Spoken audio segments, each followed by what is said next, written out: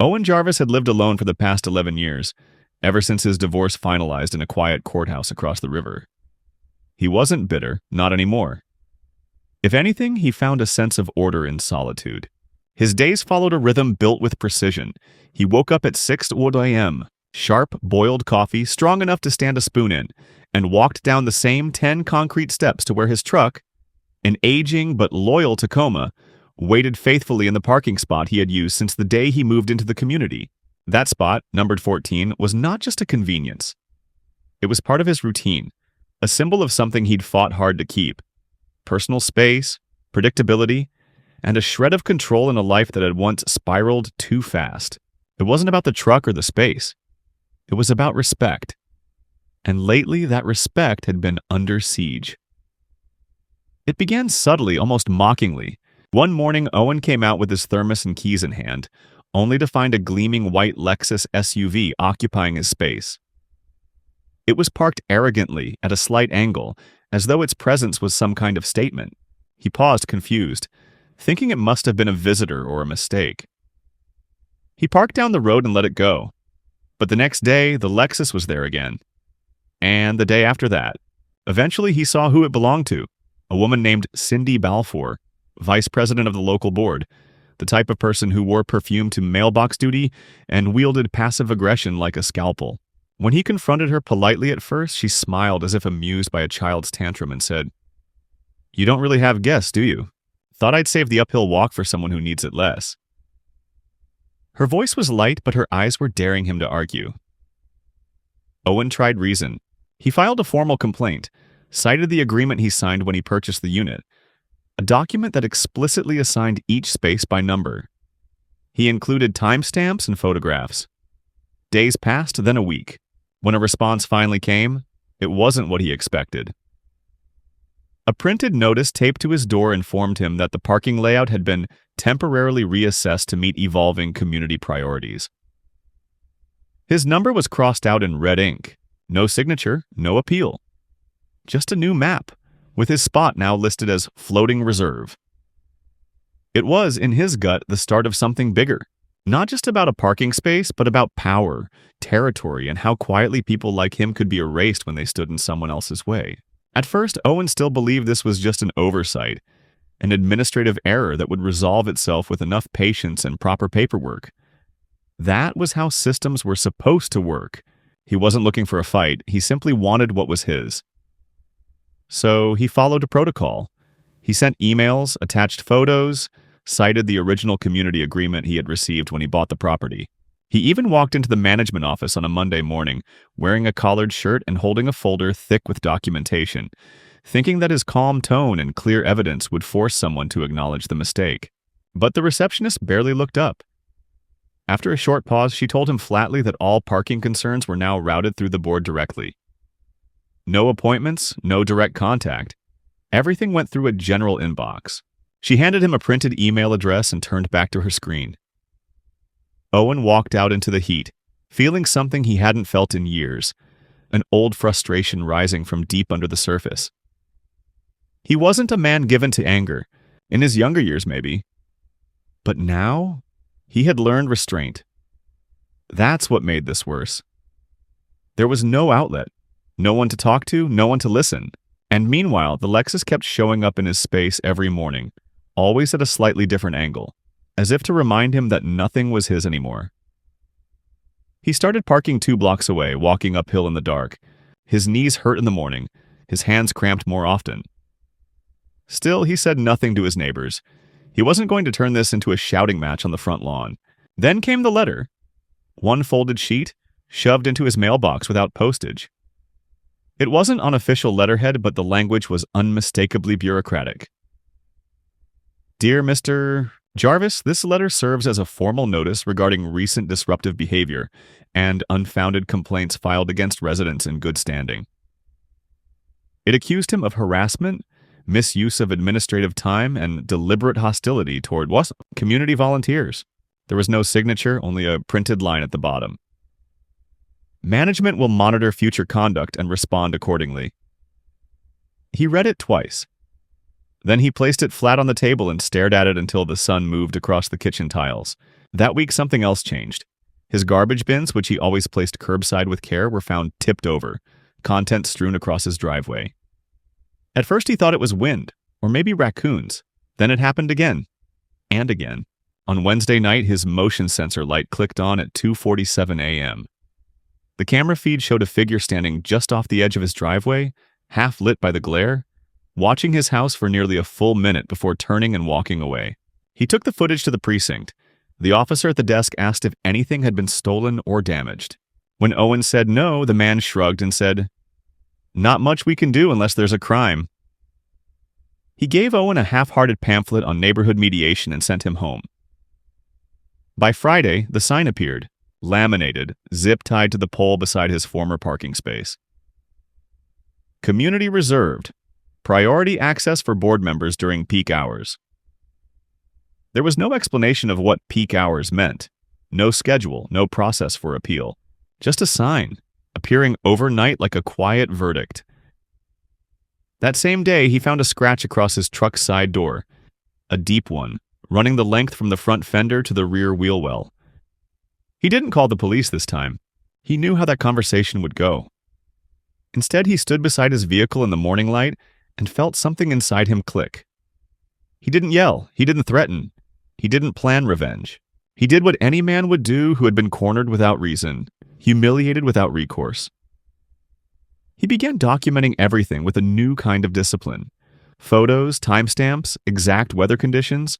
He scanned and filed every note, every altered map, every complaint. He stopped sending emails and started printing letters.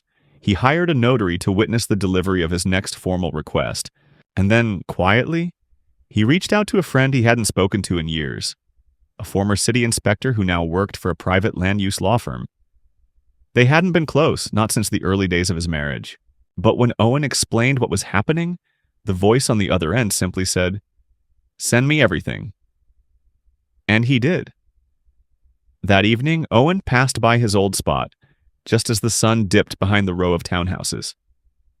The Lexus was there as always, but this time the windows were tinted darker. The front wheels were angled perfectly against the curb, as if posing for a catalog photo. Cindy Balfour sat behind the wheel, sipping something from a silver tumbler. As he walked by, she didn't look at him, but her mouth curled into a smirk that felt rehearsed. As if she knew how all of this would end. Owen kept walking, not speeding up, not slowing down. But in his mind, he was already moving pieces. Not out of vengeance, but because he finally understood. This wasn't a misunderstanding, it was a power game. And he had just decided to stop playing by their rules. Owen didn't make a scene. He never raised his voice, never left anonymous threats, never scratched anyone's car or knocked over trash cans like some of his neighbors had resorted to in their petty turf wars. He wasn't like them. He didn't believe in childish retaliation. He believed in structure, in systems that were supposed to work when used correctly. But as the days passed and his parking spot remained occupied without consequence, and the anonymous complaints about him seemed to multiply, something inside him started to shift. Not anger exactly, it was quieter than that. A kind of precise resolve, like the calm before surgery. He woke up early that Saturday, earlier than usual, and sat with his coffee while the sun hadn't yet touched the blinds. He wasn't thinking about escalation. He was thinking about verification. He dug out the old homeowner's agreement, the version he had signed when he bought his unit 12 years ago. It was still tucked in a manila folder behind his mortgage documents and an envelope of outdated tax returns. He reread every line, highlighting the section that guaranteed him exclusive rights to parking space number 14. It was clear, not open to interpretation, a contract, a legal agreement. Yet somehow, the current board had found a way to erase it from the new maps, the ones posted on the hallway corkboard with bright colors and modern typography, where his space now had a gentle gray outline labeled rotational zone. He printed both versions, stacked them, and slid them into a clear binder. Then he added photographs of the Lexus parked in his space on 15 different dates, including weekends. He had circled the license plate in red. He documented his complaints, the official responses, or lack thereof, and finally a timeline of events, starting with the first day the Lexus appeared and ending with the most recent scratch on his truck. It wasn't enough for a lawsuit, not yet. but it was enough for leverage.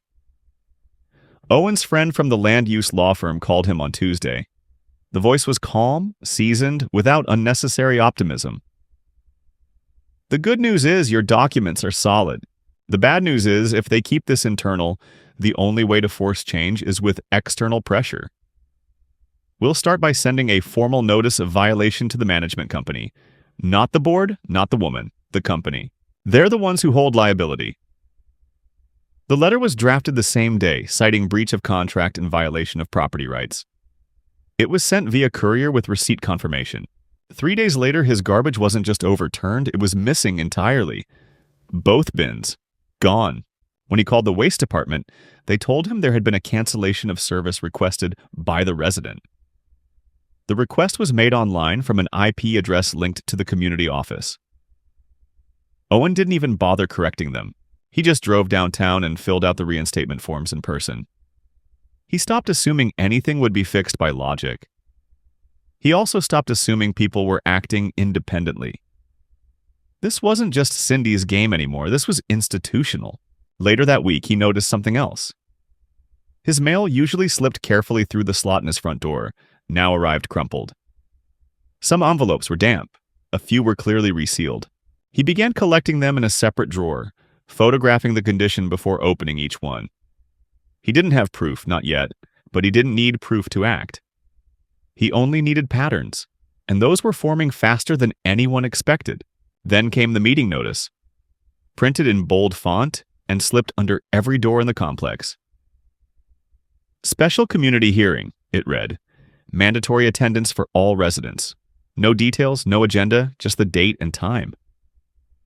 Owen didn't plan on going. He had no interest in hearing excuses or watching hollow performances. But that morning, something compelled him.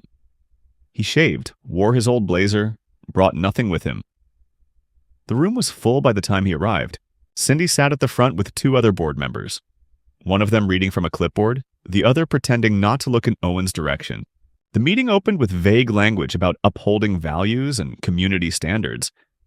Then the clipboard man shifted tone. "We've received multiple reports of intimidation, stalking behavior, and unauthorized surveillance," he said.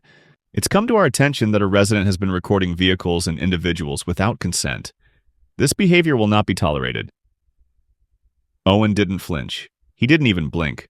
He stood in silence as people turned toward him, some with real concern, others with smirks that mirrored Cindy's own. He didn't speak until the room quieted. Then he asked one question. "Do you have evidence?" The room stalled. The man with the clipboard hesitated, glanced toward Cindy. "At this time," he said slowly, "we're choosing to issue a verbal warning. Any further—" Owen cut in. "You're making a public accusation without evidence. That's defamation. If you have something real, file it. If not, I suggest you retract this statement." The tension broke the air like a window cracking in silence. Someone coughed. Cindy leaned forward, her voice velvet-lined but shaking. "This isn't a courtroom, Mr. Jarvis. We're just trying to keep the community safe." Owen stared at her. "Good. Then start by returning my space, or I'll make sure the people who oversee you start asking what you've been doing with resident funds." She opened her mouth to respond, but he'd already turned and walked out. That night, his truck alarm went off at 2:12 a.m. When he stepped outside, he found a single nail wedged behind the rear wheel, positioned to puncture if he reversed. He didn't touch it, just took photos from every angle, uploaded the images to his drive, and then sat back on the porch. The night was quiet again, but now it was his quiet. Not theirs, not hers.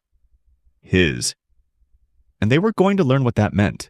The 4th Sunday of the month brought with it a chill that crept into the bones of the townhouse walls. But Owen Jarvis felt unusually warm as he pulled on his jacket and stepped outside. The sky was pale and dull, the kind of overcast that made the concrete feel heavier beneath your feet. And yet his steps were light, almost anticipatory. He had spent the last 3 weeks maneuvering through a slow and calculated war of attrition. Documents sent, evidence collected, conversations recorded with consent. He had made no threats, filed no lawsuits, started no shouting matches. But his silence had weight now. Even Cindy Balfour seemed to sense it. For the first time since this began, her Lexus hadn't appeared in his space for 3 days in a row. He didn't celebrate. He knew better than to believe the absence of a problem was the end of it. That's not how people like her worked. They didn't back down, they retreated and recalculated. He had used the time to finalize something he'd been researching since the night he found the nail behind his tire. It wasn't a weapon. It wasn't even designed to hurt anyone or damage anything. It was a device, a mechanical deterrent that, when stepped or rolled over in reverse, would deploy small vertical pins, harmless to pedestrians but capable of puncturing a tire at low speed. It was legal in the state if registered as an anti-theft barrier and installed on privately allocated property. His lawyer reviewed the specifications. A notary signed the declaration. The paperwork was submitted to the municipal property office, and within 6 business days, Owen Jarvis had full authorization to place a static vertical restraint on parking space the Circa 14. He didn't tell anyone. He didn't install it right away. He waited, watched, kept the documents folded inside a yellow envelope in the drawer where he once kept the spare cash and old keys.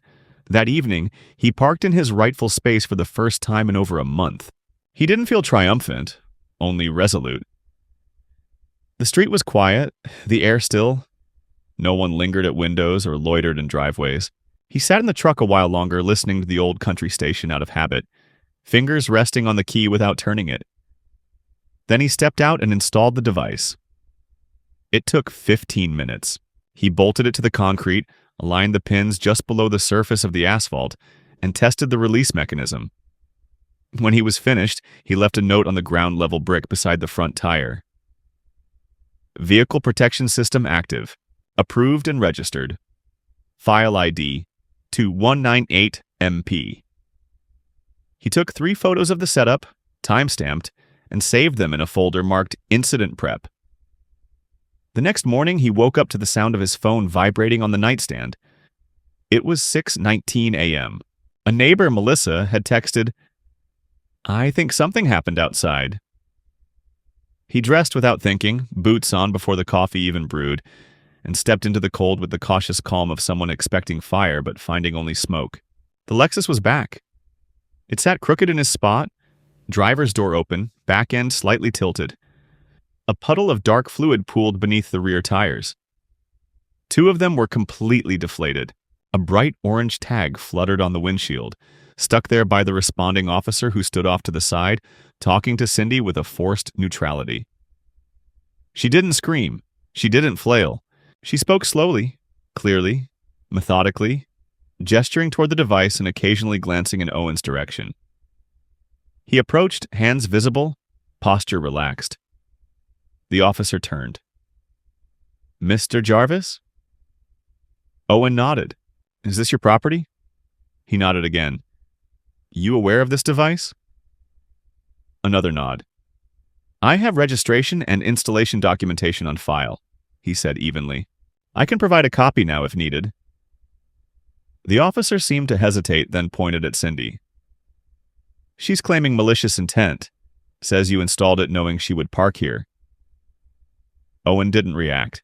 "I installed it to protect a space legally assigned to me after exhausting every formal avenue available. She doesn't live in my unit. She was not given permission to use the spot. There are documents, including dated photos and complaint records, to support that." It wasn't over in minutes. It dragged. Another officer arrived. A supervisor was called. The device was inspected. Cindy was warned but not cited. Her car was towed, tires hissing as it rolled onto the flatbed. She never once looked at Owen directly, but as the truck pulled away, her hand dropped something on the curb, a folded paper with his name scrawled across it. He picked it up after they left. Inside were 2 lines in neat, all-caps handwriting. "You think this is over? It's not even started." Beneath that, in finer print, "We'll see how long you last once the others stop pretending to support you." He stood there for a long time after. The threat wasn't theatrical. It wasn't even surprising. It was calculated, personal, and quiet. The same way she'd started everything. But Owen no longer felt isolated. The threat only proved one thing. She was losing ground, and she knew it. He went inside, scanned the note, added it to the folder, and saved it under a new title. Phase Shift. Then he sat down and wrote out the next steps by hand, line by line, while the house fell silent again. This wasn't about a parking spot anymore. It hadn't been for weeks. Now it was about pressure, about whose principles would bend and whose would hold. He intended to find out. By the time the second letter arrived, Owen had already grown familiar with the pacing of retaliation. There was a rhythm to the way pressure built in this place. An invisible loop of passive aggression disguised as governance, enforced by policies that didn't exist until someone challenged them. He recognized the envelope immediately. It had the same unmarked return address, the same thick stock of paper that implied authority without ever confirming it. Inside, the message was short. Your recent behavior has been deemed disruptive. Further actions in contradiction to the values of our residential collective will result in formal sanctions, including fines and referral to conflict resolution services. There was no mention of law enforcement, no legal grounding, just enough vague terminology to sound like a warning without the weight of one. But Owen saw it for what it was, a signal that the gloves were off. He didn't respond.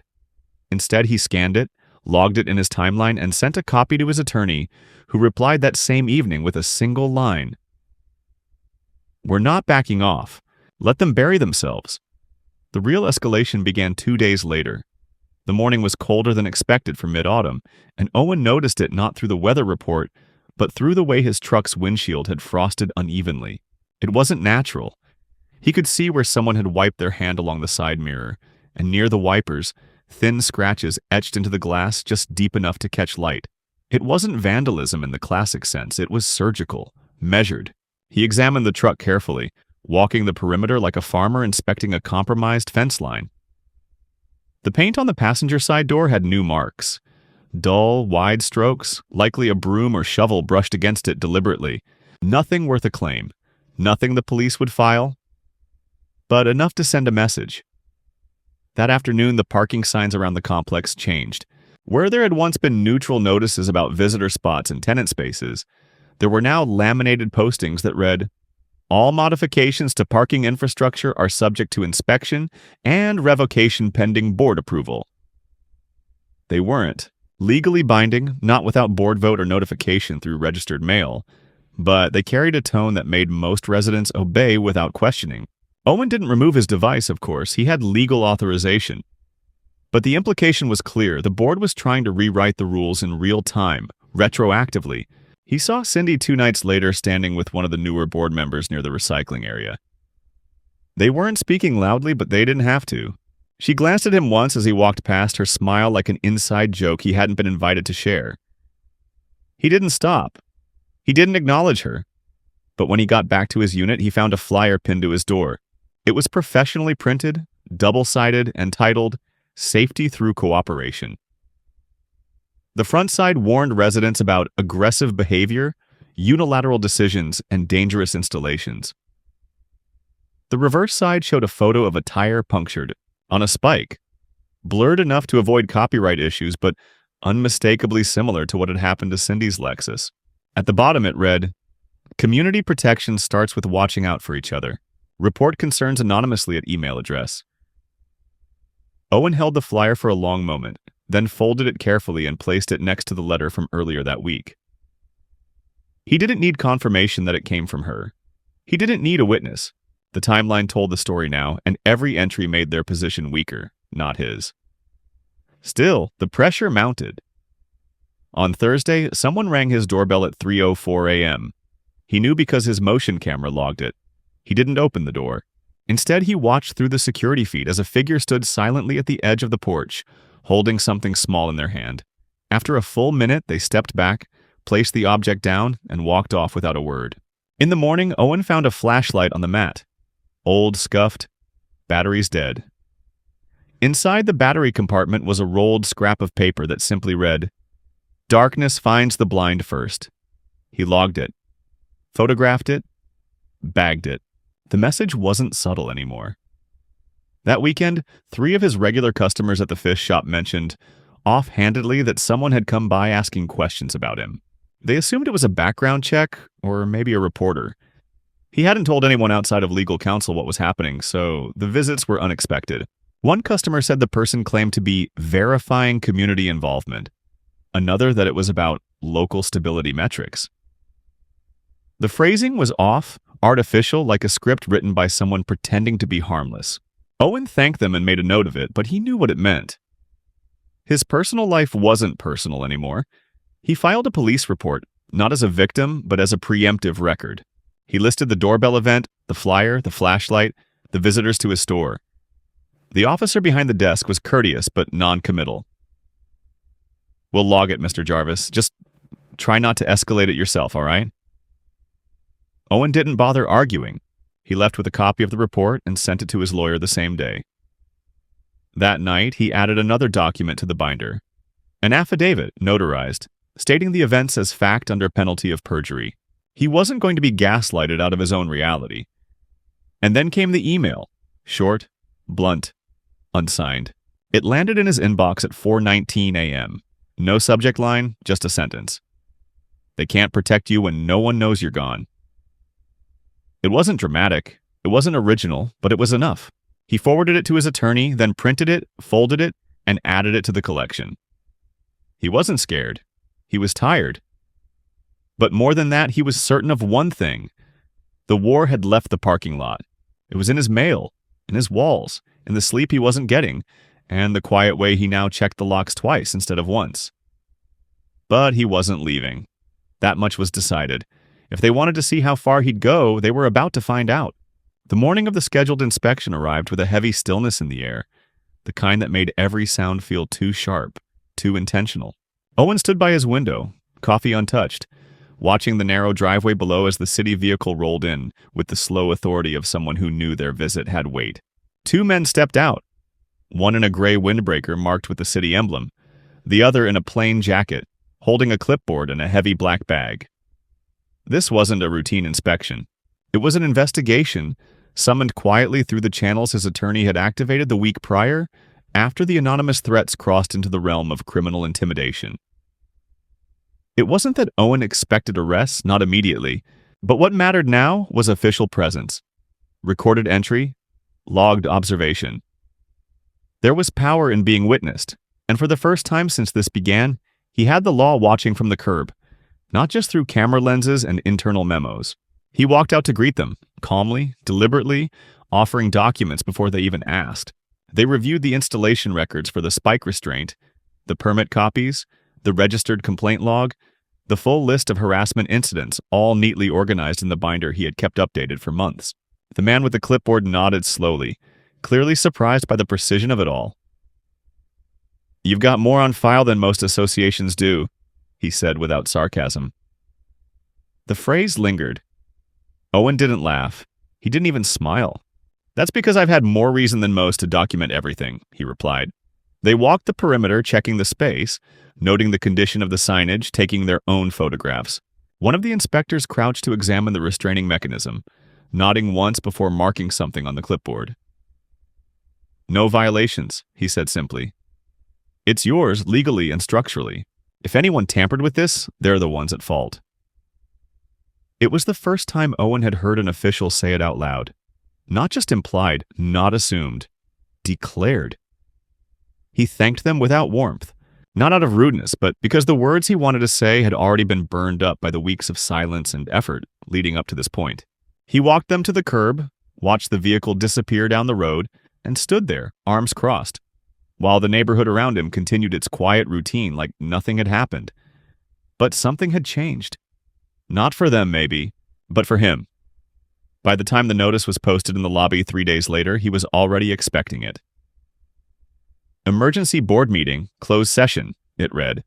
No date, no agenda, no public attendance allowed. It was, as his lawyer said, an attempt to bury their exposure under procedure. But that didn't stop what came next. An envelope arrived that Friday, not anonymous this time, not threatening in tone, just cold. Inside, an official statement from the board accused Owen of creating a hostile environment through disproportionate legal action and intimidation tactics. It concluded with a recommendation to formally review the revocation of his right to use shared spaces if his conduct continued to compromise collective harmony. He didn't respond. He forwarded it to his attorney, who prepared a letter of formal notice stating that any interference with Owen's property access would trigger immediate injunctive action and a countersuit for harassment.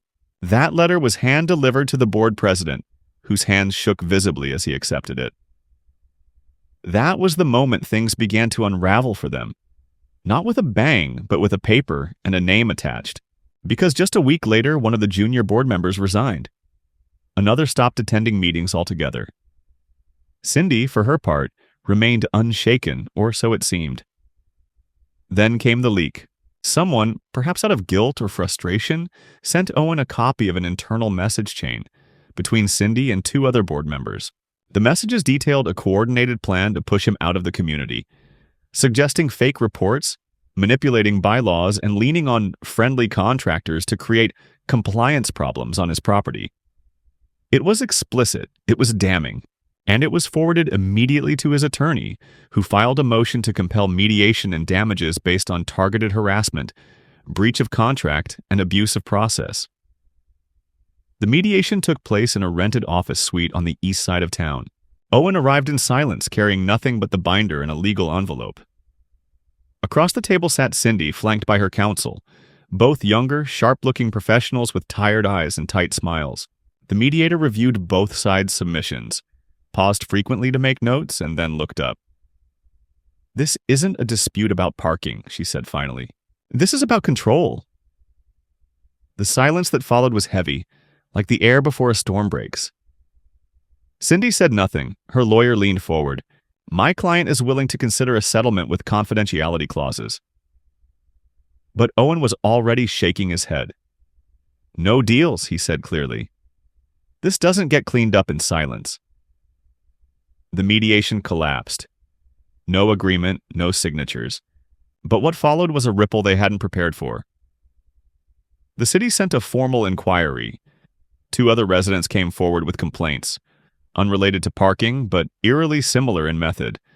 Letters, veiled threats, selective enforcement. Within a month, the board was suspended pending review. The management company was subpoenaed. Cindy vanished from the neighborhood 2 weeks later, her Lexus gone from the streets, her name scrubbed from meeting minutes and contact lists. Owen didn't celebrate. He didn't post about it. He didn't say a word to the neighbors who now nodded to him with a little more respect than before. He simply returned to his routine. One morning, weeks after the resolution, he sat on his porch with his coffee, looked out at his parking space, empty, clean, undisputed, and watched the sun come up without needing to record it or prove it had happened. The war was over, not because someone surrendered, but because the structure holding it together finally collapsed. And Owen? He was still standing. The months that followed were quiet in a way Owen hadn't experienced in years. Not the silence of uncertainty or isolation, but the kind that settles after a storm has passed, when even the wind seems to move more gently, as if unsure of its place in the new calm. No one parked in his space anymore. No one slipped notes under his door. The flyer stopped. The glances from board members evaporated, and the building itself felt lighter, as though some unseen weight had been lifted from the air it breathed. New notices began appearing in the lobby. Neutral, impersonal, printed in standard municipal font. There were no more proclamations about collective spirit or veiled warnings about behavior. Just maintenance updates, recycling schedules, community reminders. It was almost boring, and Owen welcomed it like an old friend. He didn't take down the security cameras. He didn't remove the restraint device from the parking space. Some things he decided stayed in place not out of fear, but as acknowledgement. Scars, when healed properly, didn't need to be erased. They needed to remain visible as proof of survival, of principle, of what it took to maintain something as deceptively simple as personal space. The spot remained his, legally and in practice. Even when guests came to visit others in the complex, no one even considered using it. That part of the lot had taken on a new reputation. Untouchable not because of fear, but because of respect. Quiet and unspoken. He resumed his mornings as they had once been. Coffee at 6:30. Truck warmed by 6:40. doors locked with the same click he'd listened to for over a decade. The fish shop still opened at 8, and he still washed the display windows himself. Not because he had to, but because he liked starting the day with clean glass. Some of the regulars began to ask how things had resolved, if the mess had finally cleared up. He offered them a half smile, a nod, and changed the subject. There was nothing more to say. The story, as far as he was concerned, was over, but something had shifted in him. Not bitterness, not distrust, but a deeper patience. The kind that can only be earned through experience. He no longer assumed people in charge would act responsibly. He no longer expected neighbors to intervene. What he trusted now was preparation, record-keeping, and the quiet endurance that came from refusing to be moved when the ground beneath you starts to tilt. The lesson wasn't dramatic. It didn't end in headlines or handcuffs. It ended with a man standing exactly where he had always stood, a little older, a little more sure of the value in not moving just because someone told him to. And that, in the end, was enough.